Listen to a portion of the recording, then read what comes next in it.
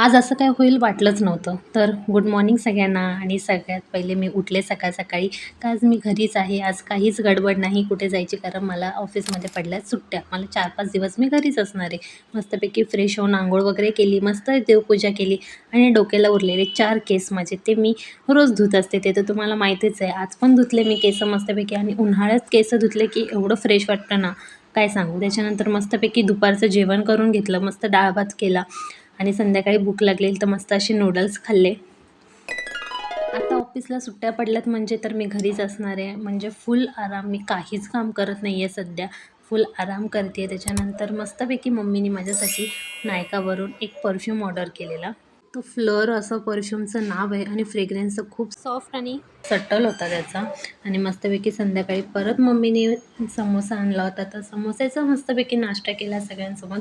आणि आज माझ्यासोबत असं काय होईल मला वाटलंच नव्हतं. अचानकपणे माझ्या फोनला असं काय झालं काय माहिती. त्याची आत्माच बाहेर आली माझ्या फोनची आणि हे बघून माझी आत्मा बाहेर येत होती, की फोनला माझ्या काय झालं. कारण जीवापेक्षा जास्त मी त्याला जपते. मस्त असं नंतर चीज केक खाऊन आजचा दिवस असाच संपवते. बाय.